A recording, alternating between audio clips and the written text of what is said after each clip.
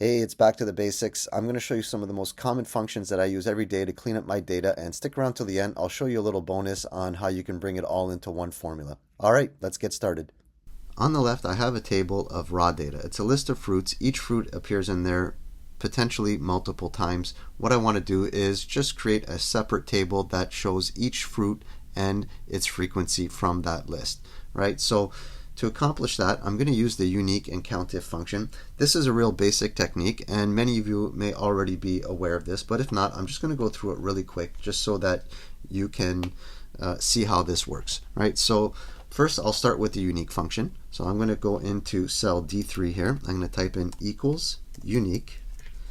And what the unique wants to do is just go through an array or a list and extract those unique values. So in this case here, my list is the table on the left. So I'm just going to select that range, and I'm going to close that out.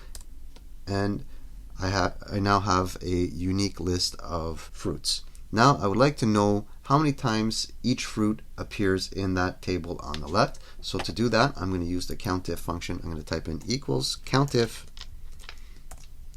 and my range is going to be the table on the left, and then the criteria is going to be my unique list of fruits in the second table. So I'm just going to select apple in this case here, and it's going to give me the count of how many times apple appears in that table on the left, and I'm just going to drag that down, and there you go. All right, let's start making this a little bit more realistic. I've added another column now. It's the region column, and so now what I'd like to do is know what my quantities are for each region, right? So to do that, what I'll do is I'm just going to create a drop-down list. So I'm going to go into the data menu and go into data validation, select a list, and my source is going to be my region column. And let's hit OK.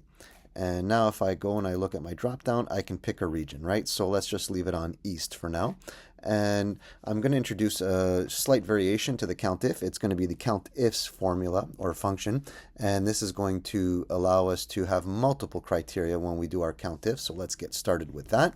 I'm going to type in equals COUNTIFs.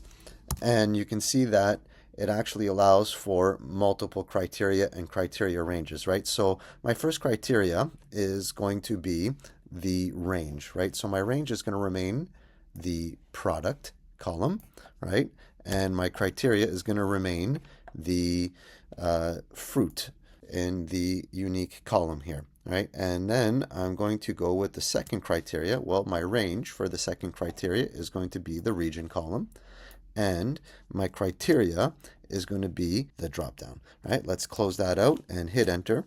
And so if we look, we have apple with 1. Before I actually drag this down, I'm going to make these implicit references, right, so that our ranges stay the same. So I'm just going to add some dollar signs here in front of my values. All right, and hit enter. And now I'm going to drag that down. And let's just see if this works, right? So I'm going to change my value here to West, and my values are updating automatically. All right, everything's been quite cookie cutter so far. As promised, a little bonus here. Let's bring this all into one formula and clean it up a little, right? So you'll notice that right now we're getting results that give me zeros, right? So let's say we don't want the zeros and we want to bring everything into one formula. We're going to do that really quick, but before I get started on that, I just want to show you the two functions I'm going to bring into this to make that happen, right? First one is going to be the filter function. So let me just show you quickly how the filter function works, right? So the filter function essentially wants to filter out an array, right? So in this case here, let's say we want to take my list of fruits as the array, and what I would like to include is the list of fruits again that don't equal, let's say, apple, right? Let's close that out, and so now I have my list of fruits without apple in it. Let me delete that.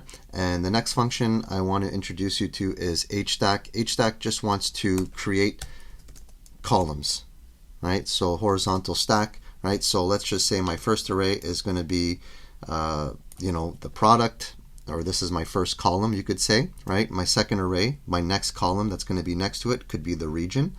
and let's say I want to bring this all in. I just want to enumerate it, right? So we'll use the sequence function, and the sequence function, let's just say I want to have 5 rows, right? I believe that's how many, or no, 4 rows, right? So we'll do 4 rows, close out my sequence function, close out the HStack, and so now you can see it just wants to create columns next to each other. That's what the HStack function is. Alright, so I've already gone ahead and put everything inside the HStack function, right? And so you'll notice I haven't really changed much. I'm still using unique and COUNTIFs. The only change I made to my COUNTIFs function is because I'm not referencing the cell that's to the left of it. So like for instance, I have apple with a quantity of 2. I'm not referencing apple in cell F3.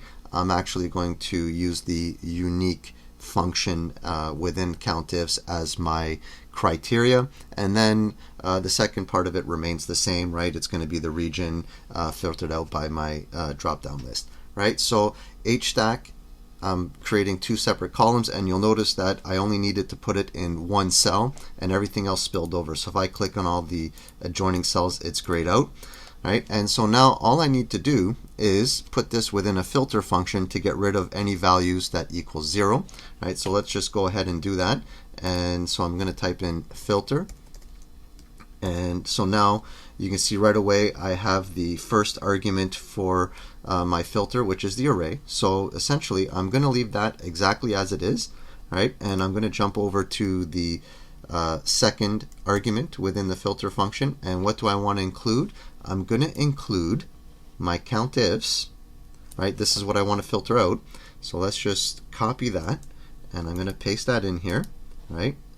And so now I'm going to include in my filter function anything that does not equal 0. So what I could do is put the greater than 0 sign, and now I'm going to close out my filter function and hit enter, and that cleans it up. And so now I have a nice clean formula to go through all my fruits, products in this case, right? So that it doesn't display 0 values and it updates automatically. Hey, if you're still here and you found this helpful and you have a second, please let me know. Give me a thumbs up. Let me know in the comments. I really do appreciate it, and I like to know if I'm actually helping anybody. Just a quick recap. I'm a big fan of simplicity and elegance, and I think that this formula actually accomplishes that. Anyways, thanks for watching.